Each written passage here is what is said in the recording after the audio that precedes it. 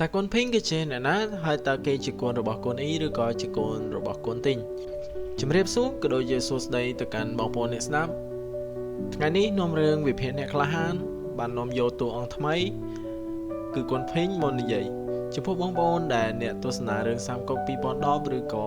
អ្នកចូលចិត្តប្រវត្តិសាស្ត្រចិនស្រី Kingdom ឬក៏នគរទាំង3ប្រហែលជាស្គាល់តួអង្គនឹងហើយកូនភីងចំពោះកូនភីងនៅក្នុងរឿងសាមកុក2010គឺគាត់បានប្រយុទ្ធស្លាប់នៅក្នុងសមរភូមិជាមួយនឹងកូនអ៊ីដែលជាឪពុករបស់គាត់ហើយនឹងមីតបចៅឆាងដែលជាចំណិតរបស់កូនអ៊ី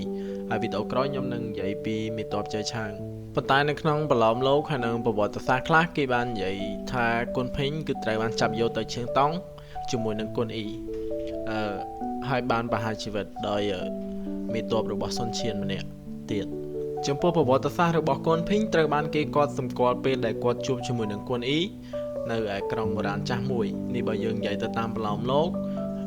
ពេលហ្នឹងគាត់នៅជាកូនប្រុសរបស់មេតបកូនទីងដែលមិនមែនមានតបទេគឺជាកសិករហើយក៏ជាម្ចាស់ក្រុងចាស់បុរាណមួយក្រោយពេលដែលចាញ់សង្គ្រាមលឺប៉ីក៏បានរត់បែកបាក់គ្នាជាមួយបងប្អូន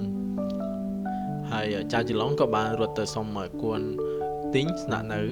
ក្រោយមកក៏បានជួបជាមួយនឹងកូនអ៊ីពេលក្រោយមកហើយក៏គាត់បានសុំឲ្យកូនភីងដើរជាមួយកូនអ៊ីកូនទីងគាត់បានសុំឲ្យកូនភីងដើរជាមួយនឹងកូនអ៊ីប៉ុន្តែនៅក្នុងប្រឡោមលោកខ្លះគេនិយាយថាពេលហ្នឹងគឺកូនអ៊ីមិនទាន់បានយល់ព្រមនោះទេព្រោះចាំជួបលីប៉ៃសិនដើម្បីឲ្យលីប៉ៃសម្រេចបន្ទាប់ពីបានជួបលីប៉ៃសួរសំណេះសំណាងពីកូនភីងហើយក៏លីប៉ៃក៏យល់ព្រមហើយកូនអ៊ីក៏បានទទួលយកគេមកដើរតាមជាមួយហើយក៏ទុកគេជាកូនធម៌ម្នាក់ផងដែរចំពោះកូនភីងក៏ត្រូវបានគេគោរពគាត់ជាព្រះដូចជាកូនអ៊ីដែរត្រូវប្រជាជនអ្នកមានជំនឿជឿថាគាត់គឺជាទុកគាត់គឺជាព្រះយាមទ្វេយាមអីចឹងទៅក្នុងវិហារអីចឹងទៅមានរូបសំណាកគាត់ខ្លះពេលខ្លះគឺគាត់ឈរជាមួយនឹងកូនអ៊ីពេលខ្លះគឺគាត់ឈរក្បែរកូនអ៊ីហើយនឹងមេតបចៅឆាយម្នាក់ទៀតផងដែរនេះគឺជាអបិយជំនឿរបស់ចិនដែលបានទុកកូនអ៊ីគឺជាបិតានៃយុទ្ធធម៌អញ្ចឹងទៅអសំទោសបិតានៃគុណធម៌មិនមែនបិតានៃយុទ្ធធម៌ទេខ្ញុំច្រឡំចំពោះកូនភីងនៅក្នុងរឿងគឺមានបងប្រុសម្នាក់ទៀតហើយគាត់ជាអ្នកធ្វើស្រុកស្រែស្រែចម្ការអីចឹងទៅប៉ុន្តែគាត់មិនបានពេញចិត្តនឹងជីវិតរបស់គាត់នោះទេគាត់រងថ្ងៃគាត់តែងតែព្យាយាមទៅវឹកហាត់វិជាកុនក៏ដូចជាទៅរៀនយុទ្ធសាស្ត្រអក្សរសាស្ត្រសង្គ្រាមដោយខ្លួនឯងព្យាយាមប្រឹងប្រែងរៀនដោយខ្លួនឯងគាត់មានក្តីប្រាថ្នាចង់ធ្វើជាមេតបហើយក៏ចង់ចូលសមរភូមិធ្វើជាអ្នកក្លាហានក្រោយពេលដែលកើតជាកូនធររបស់កូនអ៊ីកូនភីងក៏បានធ្លាប់ជួយជីវិតលីប៉ៃជាមួយនឹងកូនអ៊ីផងដែរលីប៉ៃបានលើកកងទ័ពទៅប្រយុទ្ធជាមួយនឹងឆាឆាវហើយក៏ត្រូវចាំងហើលើកទ័ពមកទប់ទល់ហើយក៏ហុំព័ទ្ធលីប៉ៃបានពេលហ្នឹងគឺកូនភីងកូនអ៊ីហើយនឹងចៅឆាងគឺបានលើកទ័ពទៅជួយតែប្រហែល100នាក់ទេហើយក៏បានរំដោះខ្លួនលីប៉ៃចេញមកបាននៅក្នុងសមរភូមិឆាងប៉ាវកូនភីងក៏ធ្លាប់មានវត្តមានចូលរួមដែរហើយក៏ធ្លាប់នៅពេលហ្នឹងគឺក្រមបញ្ជារបស់ជូកលៀងជាអ្នកបញ្ជាកូនភីងធ្លាប់បានគាត់បានដុតភ្លើងរបស់កងទ័ពរបស់ស៊ីហតុនយ៉ាងខ្លាំងក្លាពេលហ្នឹង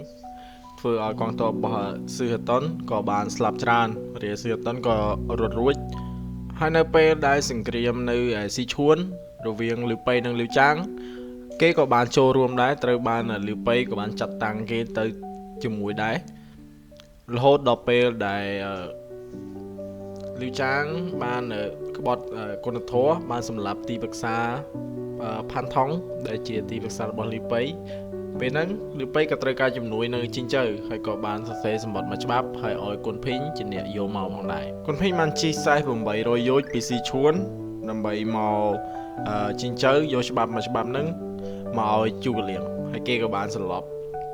ភ្លាមតែម្ដងលីប៉ៃត្រូវការជំនួយឲ្យជូកលៀងលើកទ័ពទៅជួយជាប្រញាប់ដើម្បីវាយយកស៊ីឈួនពេលហ្នឹងម៉ាលៀងបាននិយាយថាបើសិនជាជូកលៀងចេញពីជីងជើទៅស៊ីឈួនតើអ្នកណាការពារក្រុងហើយជូកលៀងគាត់និយាយថាទោះបីជាលីប៉ៃមិនបានទៅសេបញ្ជាក់ថាឲ្យអ្នកណាការពារក្រុងប៉ុន្តែគេបានបញ្ជូនកូនភីងមកអញ្ចឹងបានន័យថាបំណងរបស់លីប៉ៃគឺចង់ឲ្យកូនអ៊ីនៅការពារក្រុងជីងជើជាមួយនឹងកូនភីងហើយជូកលៀងក៏បានចាក់ចែងទៅ ដោយនាំយកមេតបចំណាត់របស់គាត់ទៅជួយផងដែរក្រោយមកទៀតពេលដែលកូនអ៊ីលើកតបចេញពីជើងជើតម្រង់ទៅភាគខាងជើងទៅវាយក្រុងហ្វាងពេលហ្នឹងឆាឆាក៏បានចាប់ឲ្យ Panther ហើយនឹងអ៊ីជីងមកទប់ទល់ជាមួយនឹងកូនអ៊ីកន្លែងហ្នឹងប្រហែលជាបងប្អូនបានឃើញខ្លះហើយកូនអ៊ីនិយាយPanther គាត់និយាយយ៉ាងអស្ចារ្យតែម្ដងពេលហ្នឹងគឺគាត់ហ៊ានប្រយុទ្ធជាមួយនឹងកូនអ៊ីពេលដែលលើកតបចេញពីស៊ីនជើមកលៀងហើយនឹងកូនភីងក៏បានដាស់ទឿនកូនអ៊ីដែរគឺមិនចង់ឲ្យលើកតបចេញនោះទេព្រោះវាមិនមែនជាបញ្ជារបស់លីប៉ៃប៉ុន្តែកូនអ៊ីនៅតែចេះចង់បានគុណសម្បត្តិក៏លើកតបចេញមកប្រយុទ្ធជាមួយនឹង Panther កូនភីងមិនបានឲ្យកូនអ៊ីចេញទៅប្រយុទ្ធនោះទេគឺគាត់បានសុំកូនអ៊ីដែលជាឪពុករបស់គាត់ដើម្បីទៅប្រយុទ្ធជាមួយនឹង Panther ដោយផ្ទាល់ពេលដែលគាត់ប្រយុទ្ធគ្នាគឺមិនដឹងចាញ់ឈ្នះនោះទេពេលហ្នឹងក៏បលសេះរត់គេចរៀងខ្លួនហើយត្រឡប់មកជំរំវិញរៀងខ្លួនពេលដែលកូនភីងមកដល់ជំរំគាត់ក៏បាននិយាយប្រាប់ទៅកូនអ៊ីថាគាត់វាយមិនដឹងចាញ់ឈ្នះជាមួយនឹង Panther អីចឹងទៅហើយកូនអ៊ីក៏មិនបានជឿលើកូនភីងទេគិតតែកូនភីងនិយាយពាក្យមិនពិតអីចឹងទៅហើយគាត់ស្អែកឡើងគាត់ក៏បានចេញទៅប្រយុទ្ធជាមួយនឹង Panther ដោយផ្ទាល់ពេលហ្នឹងគឺគាត់មិនបានដឹងចាញ់ឈ្នះជាមួយ Panther នោះទេគឺស្មើគ្នាហើយគាត់បាននិយាយថា Panther គឺជាដៃគូដ៏ល្អរបស់គាត់ក្រៅពីលីពូពេលដែលគាត់ប្រយុទ្ធមិនដឹងចាញ់ឈ្នះថ្ងៃស្អែកឡើងគឺគាត់បានចេញទៅប្រយុទ្ធម្ដងទៀតកូនភីងគាត់ដឹងថា Panther គឺជាមនុស្សដែលមានល្បិចច្រើនចូលចិត្តឆ្លៀតឱកាសនៅពេលដែលគេទន់ខ្សោយមិនចង់ឲ្យកូនអ៊ីចេញទៅប្រយុទ្ធប្រទេសផ្ដាស់នោះទេប៉ុន្តែកូនអ៊ីយើងដឹងហើយគាត់គឺជាមនុស្សដែលមិនស្ដាប់ទីប្រឹក្សាហើយក៏មិនស្ដាប់សម្ដីកូនរបស់ខ្លួនឯងដែរគាត់បានលើកច្រឡំគាត់បានចេញទៅប្រយុទ្ធជាមួយនឹង Panther ម្ដងទៀតពេលហ្នឹងគាត់ធ្វើប្រហែសហើយគាត់ត្រូវ Panther បាញ់ព្រួយពឹសចំដៃតែម្ដងយើងដឹងហើយ Panther គឺគាត់បកកែបាញ់ព្រួយនៅវីដេអូក្រោយខ្ញុំនឹងនិយាយពី Panther តែគាត់មកពីណាហើយតែគាត់ជាអ្នកណាក្រោយពេលដែលកូនអ៊ីចាប់ Panther បានគាត់ក៏បាននិយាយដែរថាបងប្រុសហើយនឹងម្ចាស់របស់ឯងសើធ្វើកៅយើងអីចឹងទៅហេតុអីបានឯងមិនព្រមចោះចាញ់អីចឹងហើយវីដេអូក្រោយខ្ញុំនឹងស្វែងរកពី Panther ដើម្បីបញ្ចែកជូនអ្នកទាំងអស់គ្នាក្រោយមកលីម៉ឹងក៏បានលោចវ័យមហាជីងជើនៅក្នុងសាច់រឿងយើងប្រហែលជាដឹងហើយពេលហ្នឹងគឺមេតបខ្លាំងចេញមកប្រយុទ្ធជាមួយគុនអ៊ីវ័យពីមុខវ័យពីក្រោយនៅឈៀងតុងគឺលីម៉ឹងបានវ័យមហាជីងជើហើយក៏តាមសម្លាប់គុនអ៊ីរីឯនៅពីមុខគឺមានស៊ីហួងហើយនឹងឆាចាងដែលជាកូនប្រុសរបស់ឆាឆាវបានលើកតបមកវ័យមហាពីមុខពីក្រោយធ្វើឲ្យគុនអ៊ីព្រមទាំងមានរបួសដៃទៀតក៏មិនដឹងទប់ទល់យ៉ាងម៉េចហើយក៏ត្រូវខាងតុងអ៊ូចាប់បានដល់ត្រង់កន្លែងនេះខ្ញុំសុំនិយាយបន្តិចរវាងនៅក្នុងសាច់រឿងគឺគុនអ៊ីគាត់បានពាក្យលីជីវិតគាត់បានធ្វើអត្តឃាតខ្លួនឯងនៅក្នុងសមរភូមិជាមួយនឹងចើឆាងហើយនឹងគុនភីងប៉ុន្តែការពិតទៅពេលកន្លែងហ្នឹងគឺត្រូវតុងអ៊ូចាប់បានទេត្រូវលីម៉ឹងចាប់បានទេហើយមានបងប្អូនមួយចំនួនទៀតគឺគាត់ឆ្ងល់ថាបើអញ្ចឹងតើហេតុអីបានជាស្ដេចក្រាញ់តុងអ៊ូគាត់ស្លាប់លីម៉ឹងហើយរឿងលីម៉ឹងខ្ញុំនឹងនិយាយនៅវីដេអូក្រោយយើងកុំទាន់អាចចង់ដឹងបើសិនជាឆ្ងល់ខ្ញុំនឹងនិយាយហើយនឹងស្វែងរកពីលីម៉ឹងម្ដងទៀត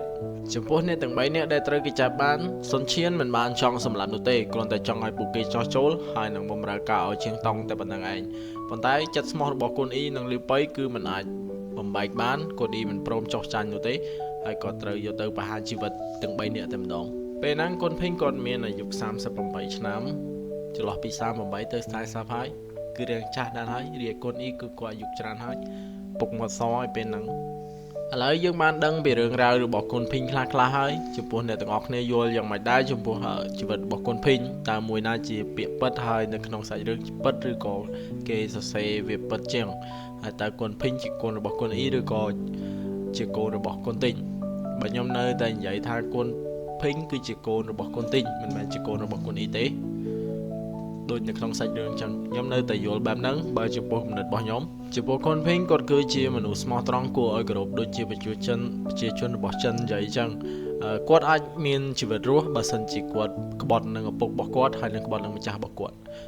ជាងតុងបានផ្ដល់ឱកាសឲ្យគាត់បើសិនជាគាត់ព្រមក្បត់ពេលហ្នឹងគឺគាត់អាចនឹងរស់តែគាត់មិនក្បត់នោះទេគាត់បែរជារើសយកផ្លូវស្លាប់ជាមួយនឹងឪពុករបស់គាត់ទៅវិញត្រង់នឹងហើយទើបធ្វើឲ្យគេគោរពដល់គុនភីងក៏ដូចជាគុនអ៊ីពេលដែលមានរូបសំណាកគុនអ៊ីគឺតែងតែមានរូបសំណាកគុនភីងហើយនឹងជើឆាងដែលជាមេចៅចំពោះរឿងរ៉ាវជើឆាងខ្ញុំនឹងយកមកនិយាយទៀតនៅវីដេអូក្រោយ ចំពោះបងប្អូនដែលមិនទាន់បាន Subscribe Channel របស់ខ្ញុំកុំភ្លេចជួយចុច Subscribe នេះមួយផងដើម្បីជាកម្លាំងចិត្តឲ្យខ្ញុំនឹងព្យាយាមរកវីដេអូនៅថ្មីដើម្បីមកចែកជូនយកអត្ថបទផ្សេងមកនិយាយនៅក្នុង podcast របស់ខ្ញុំហើយនឹងចែកជូនទៅដល់អ្នកទាំងអស់គ្នាចំពោះកូនភេងគាត់គឺជាមនុស្សដែលគួរឲ្យគោរពគាត់មិនកេងកាងទេដូចជាកូនអ៊ីនោះទេគាត់ចេះស្ដាប់គេហើយក៏មិនមានអំនួតដូចជាកូនអ៊ីនោះទេហើយគាត់ស្មោះត្រង់ចំណុចល្អរបស់គាត់គឺមានច្រើនជាងចំណុចអាក្រក់គាត់តែងតែដាស់តឿនកូនអ៊ីដើម្បីឲ្យប្រយ័ត្នប្រយែងមិនឲ្យលើកតបចេញពីជើងជើអីអញ្ចឹងទៅប៉ុន្តែកូនអ៊ីមិនស្ដាប់នឹងជារឿងរបស់គាត់តែបើចំពោះកូនភីងគាត់គឺជាមនុស្សដែលស្មោះត្រង់ល្អគួរឲ្យគោរពមែនទែនចំពោះខ្ញុំចូលចិត្តតួអង្គនឹងមែនទែនក៏ប៉ុន្តែគាត់ស្ដាយនៅក្នុងរឿងសាមគុក2010គឺគាត់បានបញ្ចេញមុខតិចពេកធ្វើឲ្យយើងចង់ភ្លេចគាត់អ្នកខ្លះគឺអត់បានស្គាល់គាត់ទៀតផងចំពោះបងប្អូនទាំងអស់គ្នាយល់យ៉ាងណាចំពោះកូនភីងកុំភ្លេចជួយ comment ប្រាប់ខ្ញុំផងនៅខាងក្រោមហើយយើងនឹងជួបគ្នានៅវីដេអូក្រោយមួយទៀតវីដេអូយើងប៉ុណ្ណឹងគឺមានតែថ្ងៃហ្នឹងគឺមានតែប៉ុណ្្នឹងឯងយើងនឹងជួបគ្នានៅវីដេអូក្រោយកុំភ្លេចជួយចុច Subscribe ខ្ញុំនេះមួយផ